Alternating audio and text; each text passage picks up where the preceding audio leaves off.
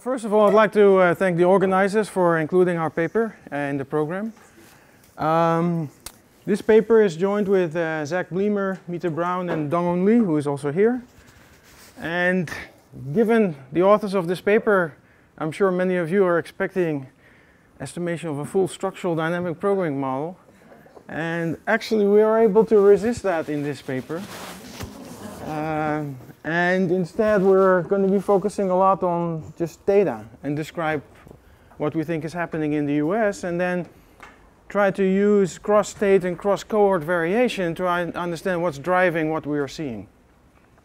Okay, so something I always have to mention, the views I express here are mine and not necessarily the views of the Federal Reserve. Okay, so there's recent work that points to a big increase in the US in young Americans living with their parents. And this is not a new phenomenon in Europe. It's been going on for a while, but in the US, this is a fairly new phenomenon, and it's actually been growing very fast in recent years. So there's some work on it using different data sets, and what that work also kind of points to is the inadequacies of a lot of the data that's being collected. Okay, so, and I will discuss quite a few issues about the data that we use, which is kind of a new data set that can give kind of new insights into this. And for example, the CPS that others have used. But as you will see, most of this research that is trying to document that, as well as a decline in marriage and decline in home ownership, it all matches up. But the extent of the growth, there's some variation across the different data sets. Now, there's been a lot of discussion about what that really means for the economy. And one thing that people have been focusing on is on home ownership. Because a big part of the transactions of homes involves first-time home buyers. And if they are pulling out of the housing market and start buying in steady state at a later age, that's going to have long-term effects on the housing market. Okay, so there's a lot of speculation then of, if this is going on, the fact that more people stay with their parents, why is that happening? What's driving it? And are these factors likely to persist? And obviously that's going to be very important to understand whether the recovery that we're seeing, or maybe not seeing, in the housing market, whether that is something that's going to change or not. So there is some popular discussion by, for example, the president of the National Association of Realtors. They've documented this huge drop in first-time home buyers, and they cite student debt as one of the factors holding back first-time home buyers. There's also a report by the new Consumer Finance Protection Bureau that also points to the importance of student debt, which has been really exploding in the US, as a factor in driving this change in behavior. Now, we speculate that quite a bit of what's being said here was based on some findings that we published. And I'll show them, I show some of the trends that we published that had led to speculation, but what we published was really just correlations. Okay, so in this paper, we really want to go deeper into this issue and see whether it's really a driving force or some other, there's some other factors that really are creating this increase in co-residence rates. Okay, so what we're doing in this paper is based on a really unique data set. It's called the Consumer Credit Panel, which is based on credit reports of a random 5% of the population of the US. It's quarterly data from 1999 onwards. You can check, people's credit reports and basically every outstanding loan that a person has taken out. Okay, but it also serves additional purposes, and one nice feature of it is it has very fine geographic detail about where the person lives. Okay, up to the census block. Okay, so you can follow people over time, and that's going to be important in what we do. So that's what we're going to be documenting. We're going to document these trends in co-residence with parents, as well as home ownership. Where home ownership, we're going to be measuring here as having a mortgage. Okay, the vast majority of first-time home buyers take on a mortgage. Very few people have enough saved in cash, to pay outright for a home. And then we're going to look at the different drivers. Student debt, youth unemployment, housing costs. They all can be factors, and there's some literature that actually is suggesting that they played some role. And as I mentioned, we're going to really exploit this cross-cohort and geographic variation in trying to figure out what was driving this big increase. So that's, as I mentioned before, that's really, understanding what's happening obviously helps us project further into the future whether this is going to continue. And so when we do our forecast of consumption and housing demand in the future, that this is a very important component, first-time home buyers. Okay, so these are the charts we published that created a lot of attention all over the US. It was all in all the newspapers, and what it shows is that in the past, people who had student debt, they used to be buying homes at a much higher rate than people without student debt. And you can kind of understand why, right? Because student debt means you went to college. Okay, so they're better educated, have higher incomes, and in the past, those people would, even at younger ages, start accumulating a lot of debt. Not just housing debt, but also credit card debt and auto loan debt and so on. As the crisis hit, they really start reducing purchasing homes, and much more than the people who previously also didn't have any student debt. Okay, so this pattern, this very sharp decline, especially for people with student debt, has been seen as some suggestive evidence that this is really an important factor in what's going on. And you see something similar with auto loans. After the crisis, the people with student debt, they used to be taking out loans to buy cars at a much higher rate. It declined for both. Right? There's huge deleveraging going on amongst all age groups, but in particular, again, for people without student debt. Recently, there's been a comeback in subprime lending for auto loans. So that's, you see, more people now, it's kind of tapering out, it's coming back a little bit. And to get a subprime loan, they don't really look at whether you have student debt or not. So that's maybe a factor why they're both coming back up. Okay, so this is kind of the background. Now there's been previous research, a lot of it is very recent, that has looked at this increase in co-residence and the factors that might be related to it. So there's a paper that looks at kind of state level variation. You see an increase in co-residence with parents and how it's related to housing costs and wages. So again, it's all at the state level, and I will show you some charts that kind of show what's going on across states and over time. There are papers that link it more to the youth labor market. There's some evidence that youth labor markets, as well as local areas with very high poverty rates, there's a lot more of this co-residence going on, perhaps not surprisingly. Then there's this paper here that it's that it really points to the importance of underwriting and to be able to get a mortgage. They really look at down payments and your credit worthiness, and there's been a lot of the underwriting standards have increased a lot, obviously, since the housing crisis. So again, that's another factor where now a young person, even with a college degree, if they're sitting on a lot of debt, their prospects might not be as good as in the past. It'll be harder to get a loan. And there's only one other paper, at least from what we know, where they look at debt and how debt influences this decision, especially student debt. And the focus there is on the amount of debt an individual has, as well as whether they're delinquent on that debt.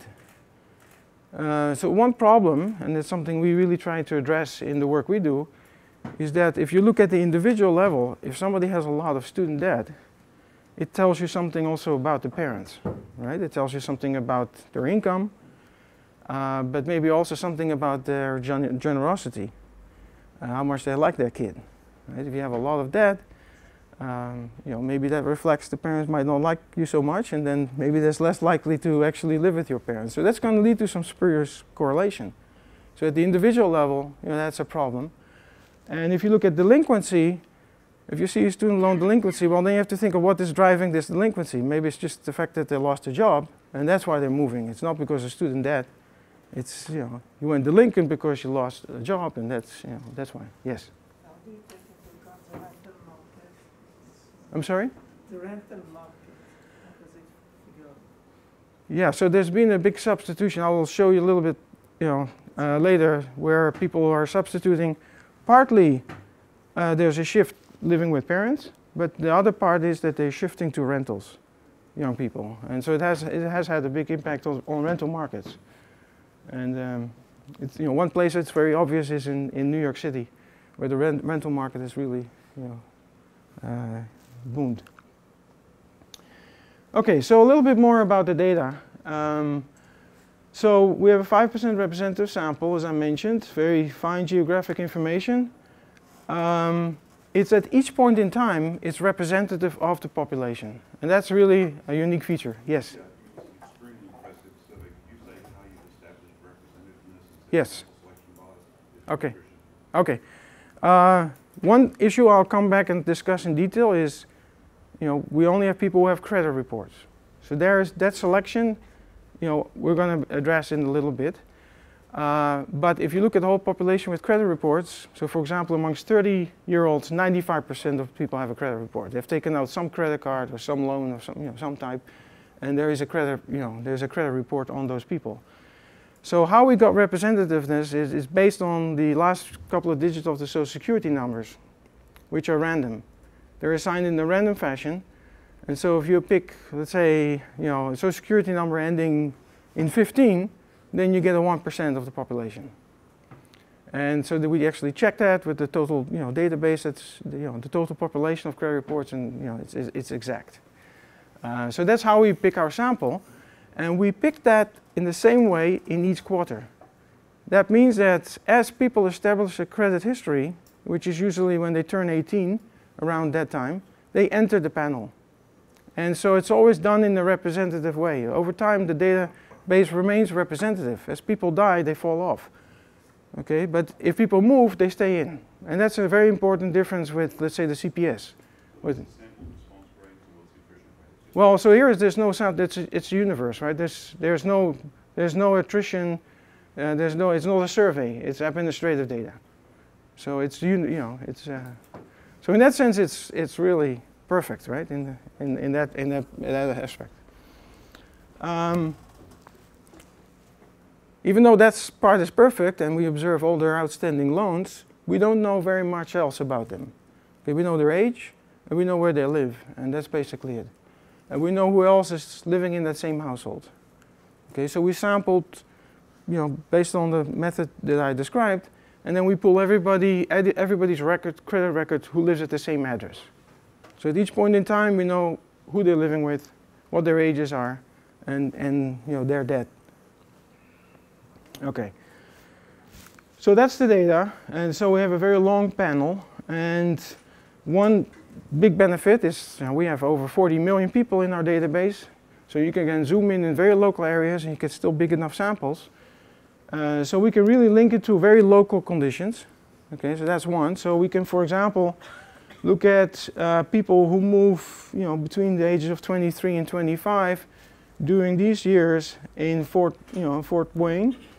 We can see how many people moved out and compare it to a later period. So in the same location, very precise location, the same age group, was there a change in moving out or moving in?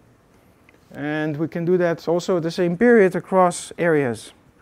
Okay, so that's going to be very useful. And then, of course, it's a panel, so you can really track people over time. So that's really the value that we're going to exploit. Okay. So as I mentioned, it has all balances and payments, credit limits, a lot of financial data. In what we're doing here, we're not really going to, there's a lot of potential to look at that as well, to see whether these delinquencies might be driving some of it. We're going to be focusing on student debt. Okay, student debt, the growth in student debt. But there's a lot of other information, and as I mentioned, maybe the most important one is that we have the household. But we don't have, and these are some very important ones, income and employment status. Obviously, if we had that, that would be, we'd be able to look at it much more carefully to what extent job loss and job transitions matter in moving back with parents. Now these data, when you aggregate the numbers at each point in time, they get very close to the flow of funds, the G19 numbers that are published by the Board of Governors. So it matches aggregates very well. Where it doesn't, it's a problem with the board data rather than ours. But it matches also with the SCF pretty well, although student loans seem to be underreported there, and that's because of a sampling issue that they have. Okay. Sorry, just clarification. Do you have their last names? No So names. You are not sure they are their parents? No. So how come? That's what we spend a lot of time looking at that. So we get everybody who shares the address, and so we know the age. And we're looking at people who live with a person who is between 15, let me see here, 15 to 45 years older. Okay, that's what we're going to look at.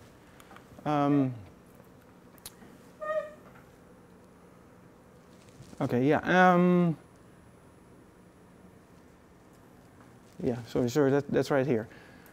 So from other statistics, it turns out that 99.8% of mothers are in that age range. So if they're living with a mother, it would be flagged. And the vast majority of fathers would also be there. So if they're both parents there, you will see them both, or otherwise you see just maybe the mother or the father. So how when these addresses Yeah. of people, so it's they have to report to the bank. Yeah. I'm thinking, for example, a young guy who's Right. still moving around Right. and haven't settled. Right. Just reporting the parents' addresses that all the mailing goes there. That's right. There could be a delay in which changes in address are reported and show up on your credit report. On the other hand, you can also think of it as a sign that they're still quite dependent financially. If they still send their bills home, right? They get all the credit card bills and everything's ending up at home. So we kind of, we take that as a measure.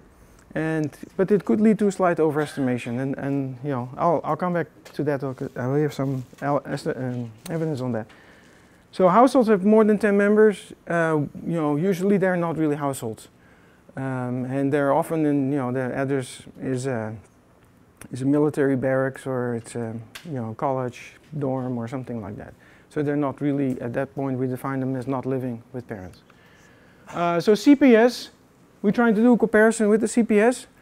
So there you have households, the heads are surveyed, and you have up to 15 household members. You know the relationships of all of them. So we're going to use the same definition of living with parents. It's the person living with another person 15 to 45 years older.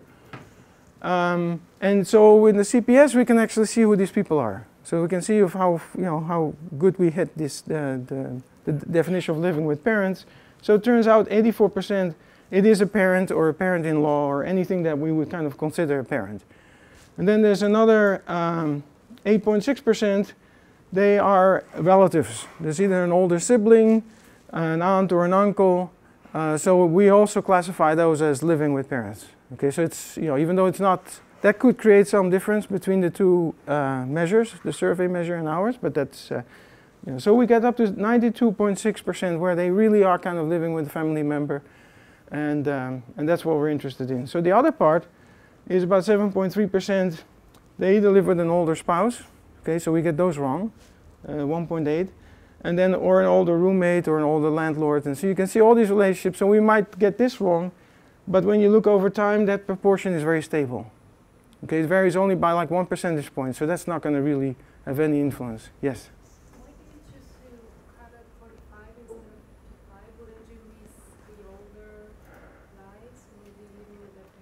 Well, the focus, we're trying to be more like, living with parents, but it could be expanded because if you look at some minority groups, they're more likely to live with the grandparents. And so if you, we could have done that as well. But then our measure is already higher than all the other measures, so we would get even a higher number. Okay, so this is what we see. So we see huge growth in the proportion of people living with parents. So when you look at 25-year-olds, it was a little over 25% in '99, and now we're getting over 50% of 25-year-olds living with parents. Or maybe dependent on the parents still in the way that they're still sending all their important materials, bills and so on to the parents. And this is for 30-year-olds, and even there, we have over 30% of 30-year-olds now living with parents. So in the US, that's a very unusual situation. And you also see it's pretty steady, right? So now, as I mentioned earlier, these are based on people who have a credit report. Okay, so we're missing some people who don't have a credit report. So they didn't establish any loans. They didn't take out any credit cards or things like that. So what we do next is we take this, let's say for the 25-year-olds, and the people who don't have a credit report, so we can see in the census how many people there are in that age group. And we can say, okay, all these people who, according to our record, don't have a credit report, we say, okay, they all live at home or they all are independent. Okay, so we did that, and you get these bands. This is again our trend that we get, and this is if you count everybody that doesn't have a credit report as living with the parents, so then these numbers go up. And this is treating all of them as not living with the parents and living independently. And if you really think about it, this is much more likely to be the case, this lower dashed line, because in the US, about 1% of the population is in prison, 1.2% is in college, is in the military. And both groups, you would think it's much higher, these proportions are much higher amongst younger people. So most likely a big chunk of these people who don't have credit reports, they're either in prison or, or in the military. Okay, so now what do we do when you compare it? Yeah. Sorry? If you have an account, but no. Yeah, if you have an account, then you would show up as living in a prison, and then you're not classified. So then you would already be included. Just a general person, not an inmate. You have just a savings account. You have a credit card. No, it should be credit card or collection. Okay. Yeah. It has to be that. Yeah, department store card. Right. Yeah. Most people have a department store card, so that actually gets most people.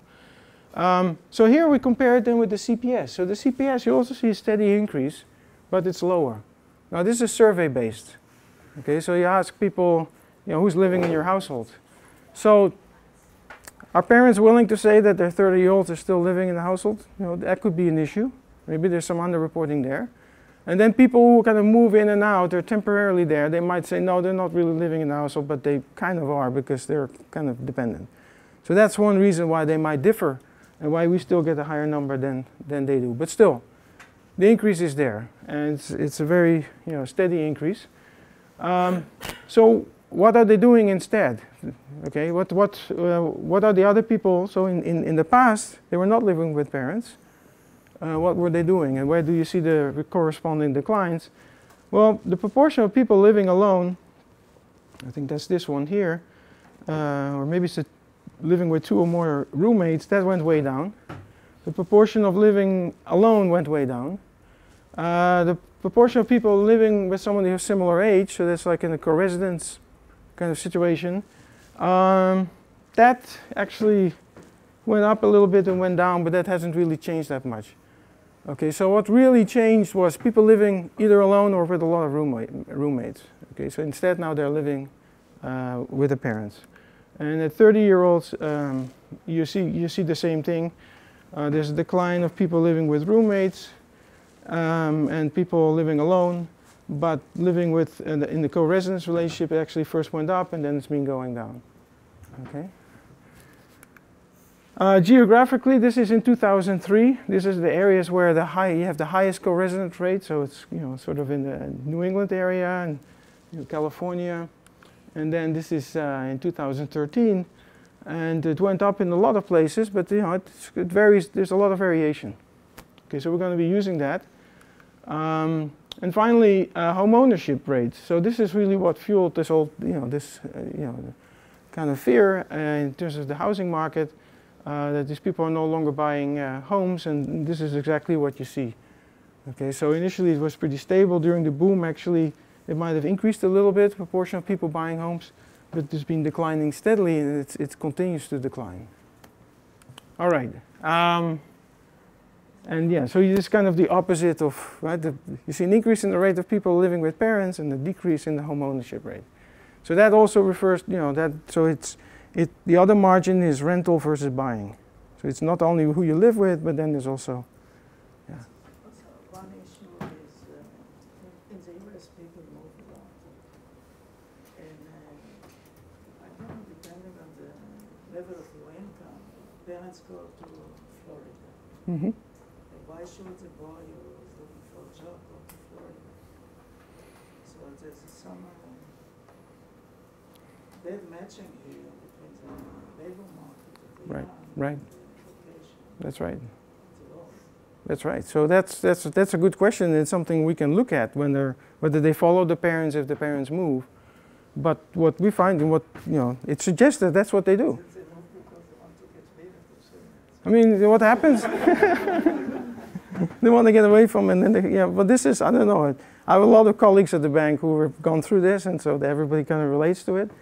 But it's, you can't get away. I think they'll come and find you, I guess.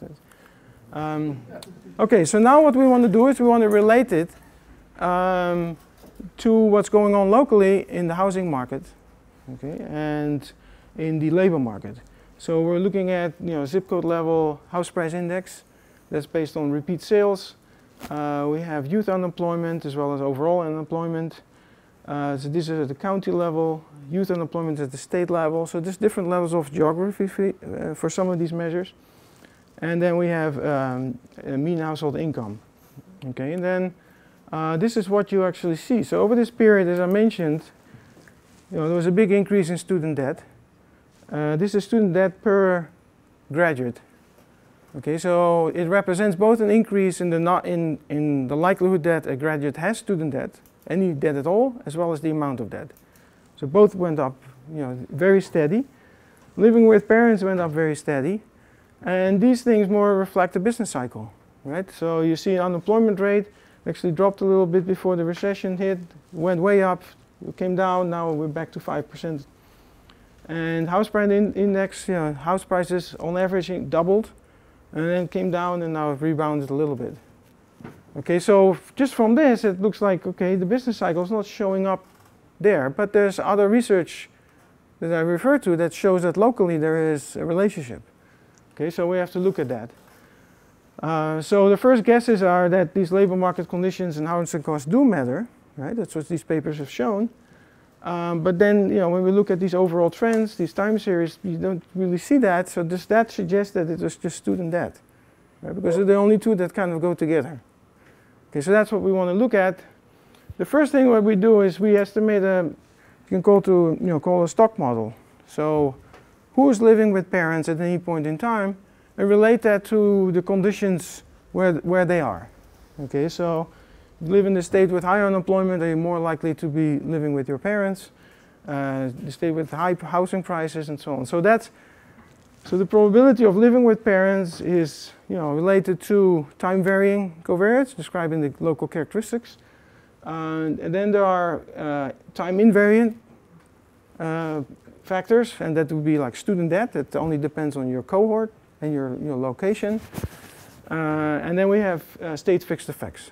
Okay, so we're going to be estimating this just to get a general idea of what's driving this and whether the business cycle still comes in.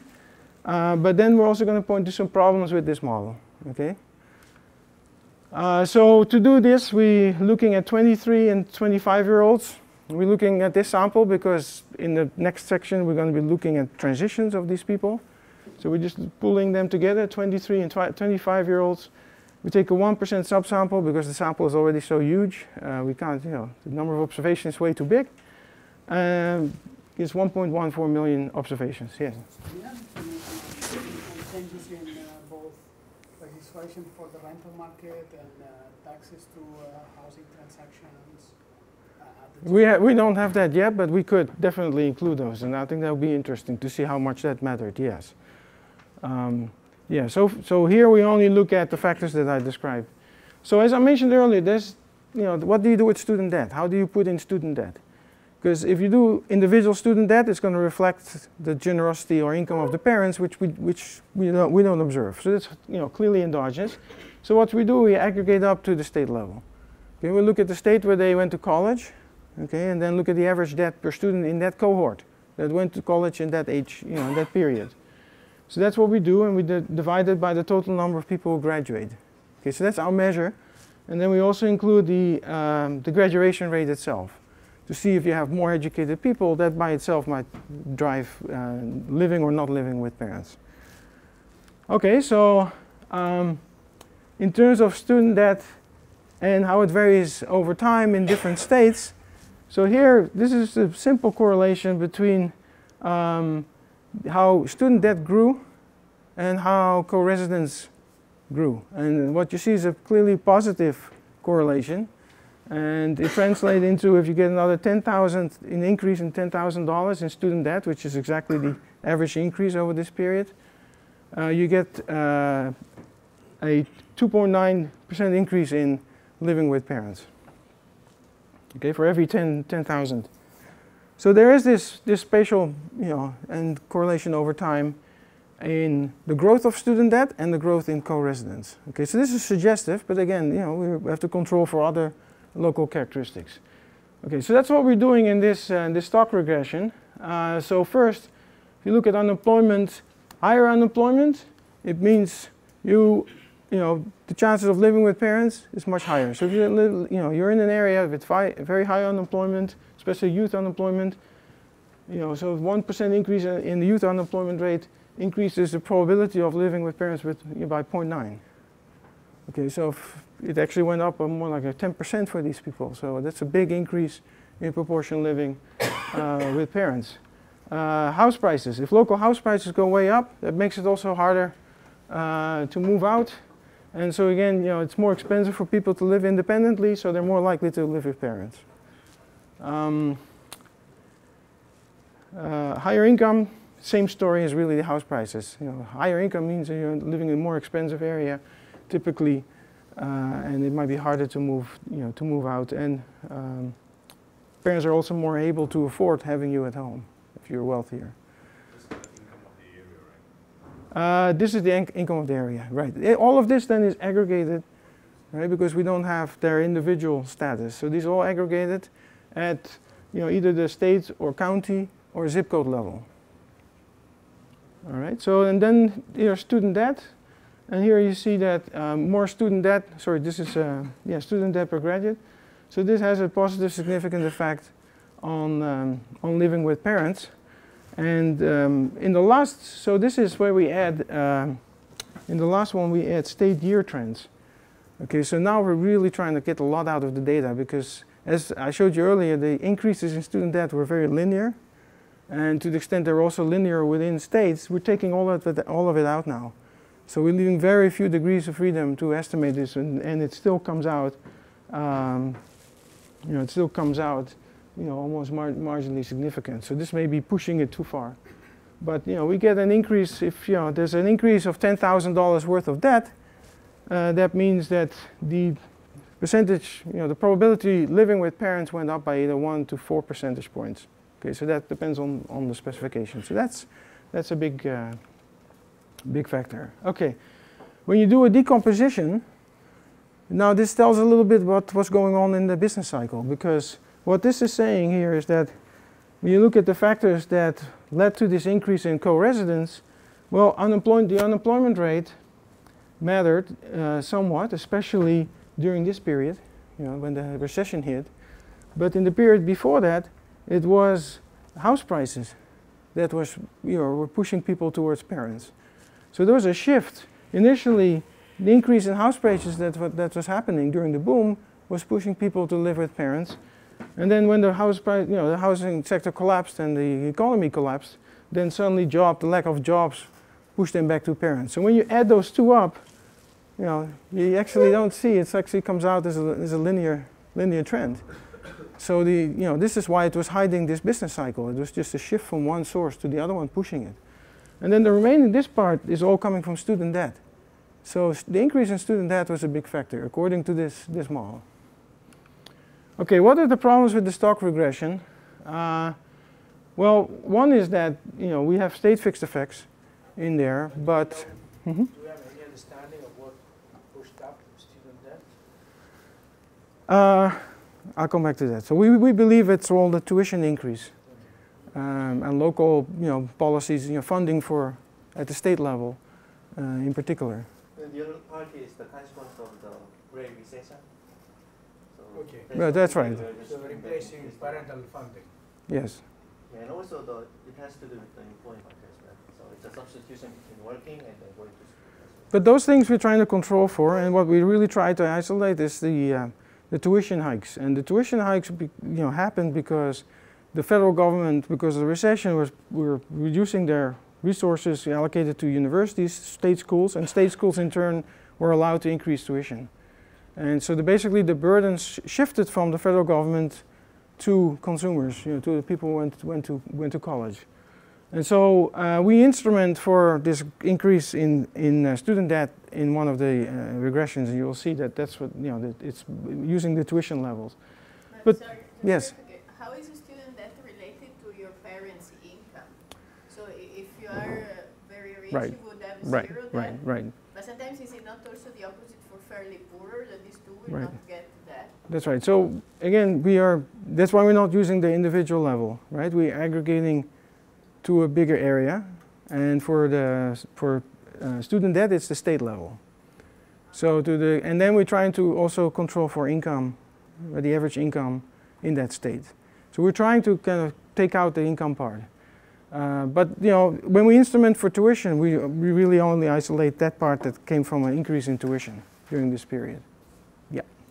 So what was wrong with the stock level regression? Well, we had state fixed effect, but a lot of the variables are at the county or zip code. So we don't, there's still unobserved heterogeneity that can lead to both an increase in student debt and these other factors, as well as parental co-residence.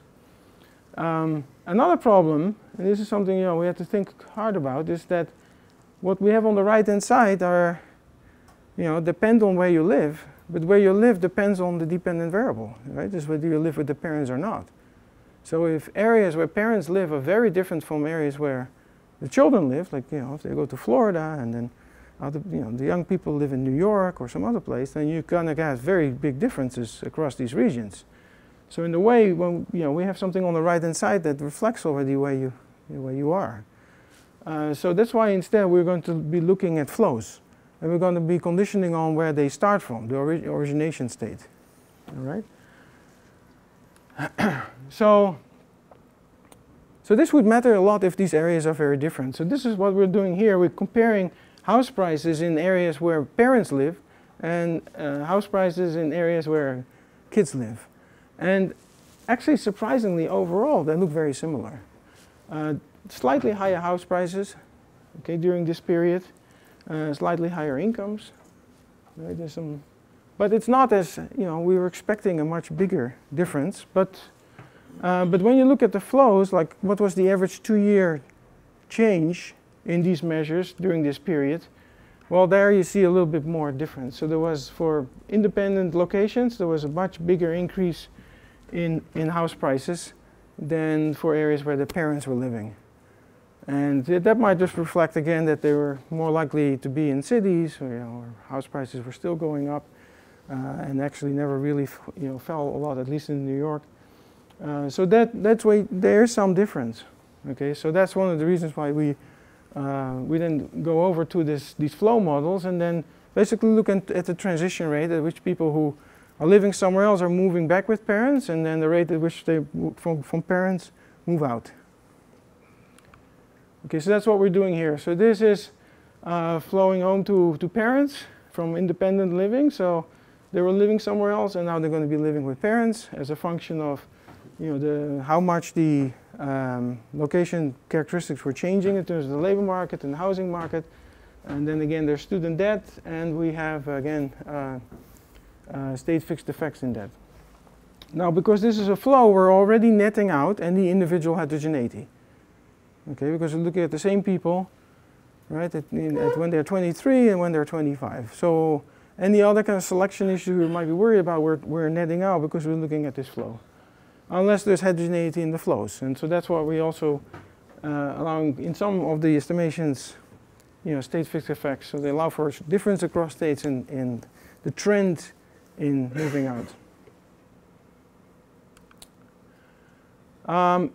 Okay, so this is, I mentioned earlier that student debt, even at the aggregate rate, at the state level, it might still reflect some affluence or generosity of parents at the state level.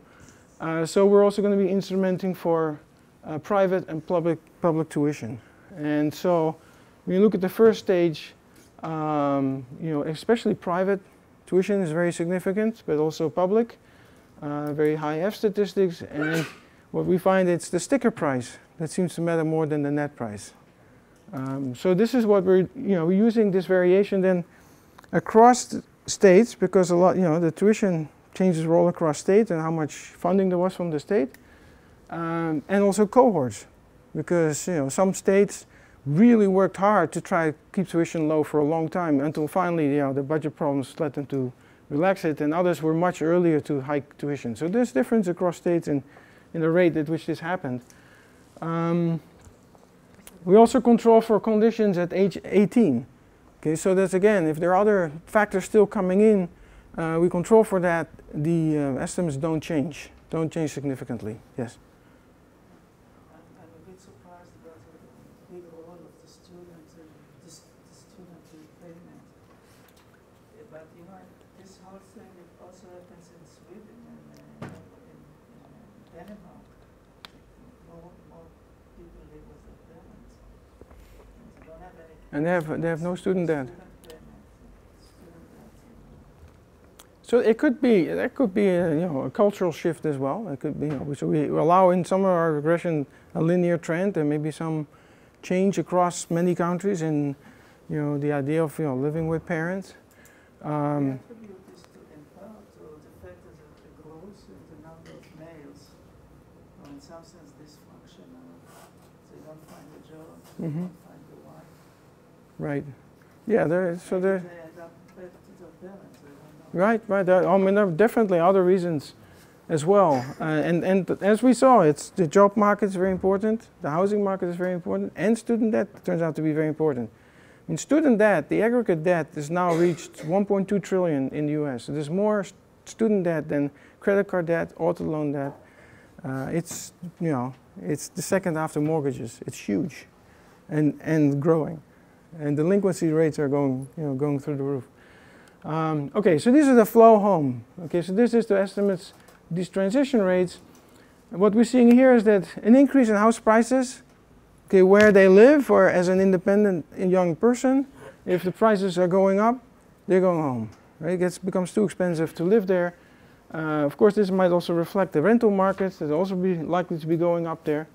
And student debt, if there's student debt in the if the student debt was much higher for these people, they're also more likely to go home. So could you separate that for home ownership, like whether they are out of the home and owning the house versus? Yeah, you mean we can also look at those transitions. Yeah, we haven't done that yet. Because if you already own the house, I mean, right, prices go up. Right. Yeah, we can interact it too. That's right. Yeah. So these factors are driving people home, high growth in house prices and growth in debt. Yes? And why don't you control for gender? We don't have the gender.